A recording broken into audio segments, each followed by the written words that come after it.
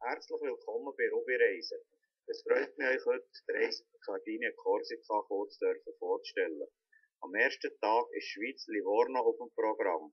Durch das Tessin, Lombardei, über den Gisa-Pass nach La Spezia fahren wir am ersten Tag bis in den Hafen von Livorno, wo wir einschiffen, für die Nacht auf der Fähre zu verbringen. Am zweiten Tag von Costa Smeralda zur Insel Maddalena. Wir fahren der Küstenstraße entlang von Costa Smeralda.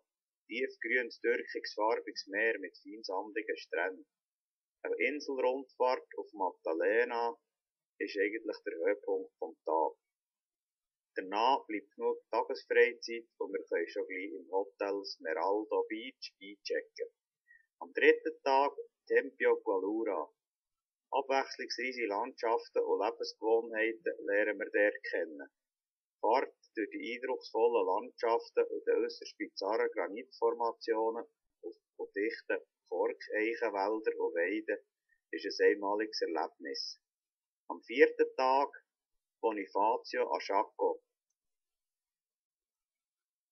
Am vierten Tag steht als erstes die Überfahrt von Santa Teresa nach Bonifacio auf dem Programm. Bonifacio ist die südlichste Stadt von Frankreich. Über Sardaigne geht es weiter bis nach Ajaccio. Am fünften Tag Porto Galange, fakultativen Ausflug. Diese Route gilt als die eindrücklichste Küstenstrasse im ganzen Mittelmeerraum.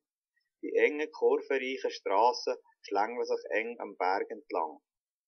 Anschliessend geht es über die atemberaubende Spelunkenschlucht, die die tiefste der Insel soll sein. Am sechsten Tag ist die Fahrt Bastia-Toulon auf dem Programm. Auf unserer Fahrt in die Stadt Corte könnt ihr nochmal die faszinierende korsische Berglandschaft genießen. Die ehemalige Hauptstadt von Korsika wird von einer majestätischen Zitadelle überragt. Es geht dann weiter nach Bastia, wo wir noch ein bisschen freie Zeit haben.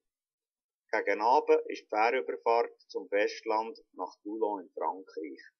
Am siebten Tag fahren wir dann von Toulon zurück in die Schweiz. Es würde uns freuen, wenn wir euch begleiten auf dem Sardinien-Korsika-Abenteuer. Es hat noch ein paar Plätze frei. Ihr könnt jetzt buchen unter www.rubyreisen.ch.